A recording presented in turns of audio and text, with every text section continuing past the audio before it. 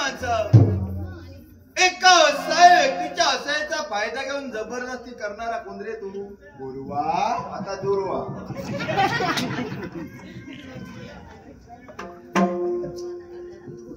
तू कोण? केव्हा आलास? कशाला आलास? कुठे बोललो? काय रे? विचारायचं असेल तर एक एक विचार, लगेच विचारू नको. कोण तू?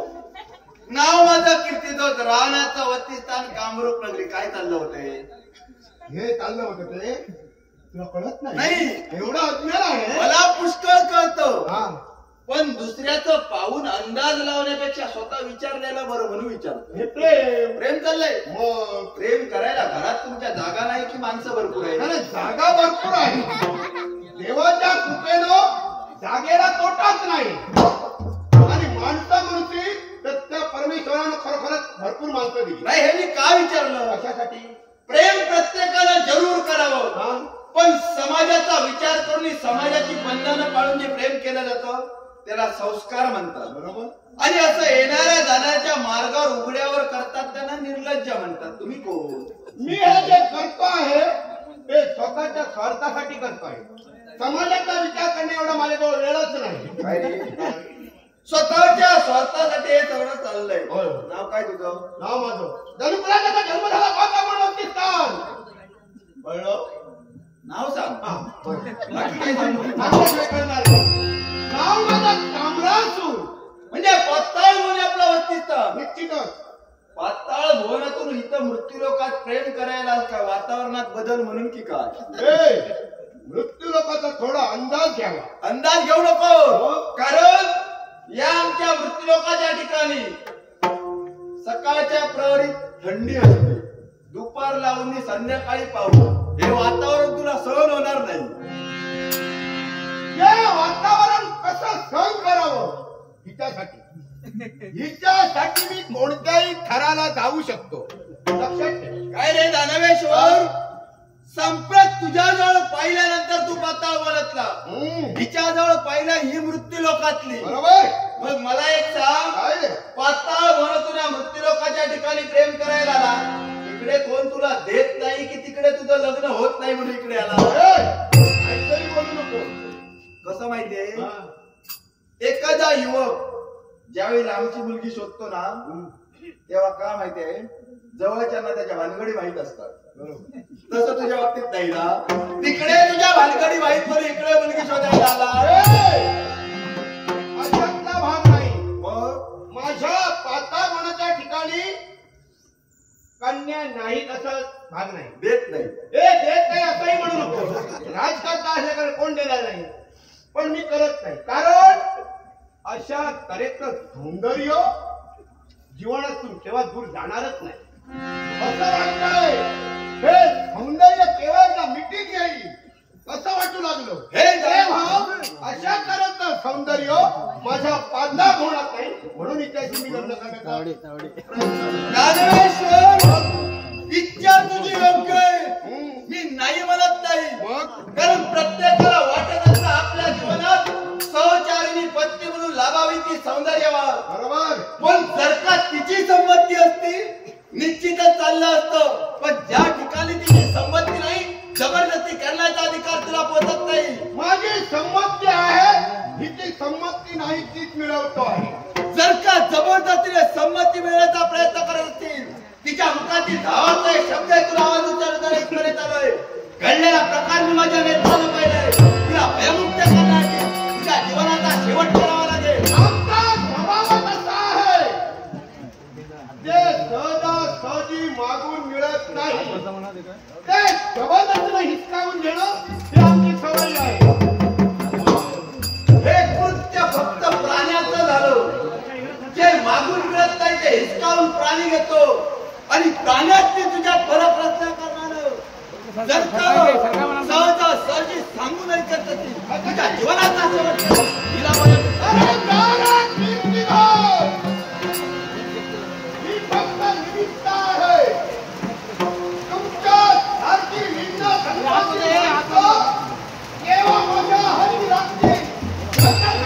आणि जर का आमचा शेवट करण्याची तुम्हाला असेल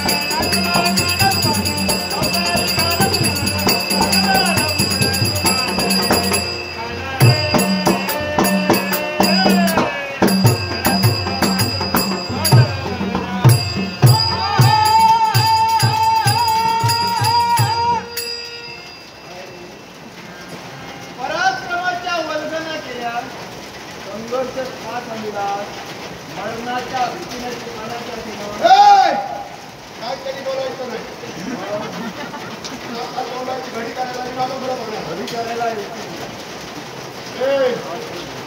तुला काय वाटतं मरणाच्या भीतीनं मरणाला मी जेव्हा घाबरतो मरणाचा मी आहे मरणाचा तू आहे तो धर्माला आला प्रत्येक पण युद्ध का थांबिलो हे महत्वाचं आहे.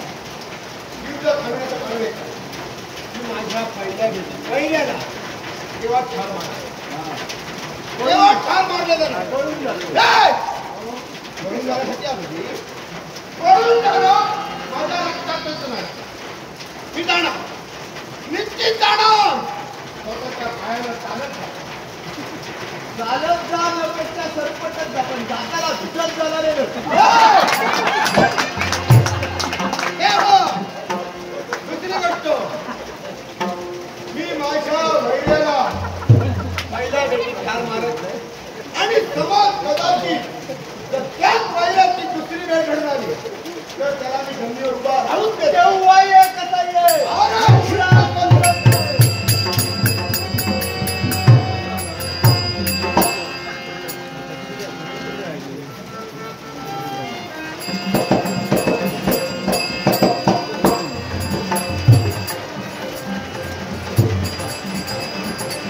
परमेश्वर आपल्याला सदैव सुखी असा आशीर्वाद.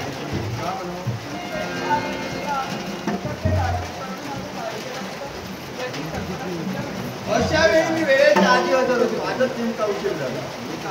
काय हो नाव काय आपलं? हे पूर्वा स्वर्गातील अष्टमला लाजणारं सौंदर्य परमेश्वरानं आपल्याला दिलंय असं एकट्या फिरू नका. कारण आहे त्याला कारण सापडेच्या परिस्थितीत पाहिलं ना मुलांच्या तुलनेत मुलींची संख्या जरा कमी आहे. बरेच जण लग्नाशिवाय ते असे उपजाप करतात.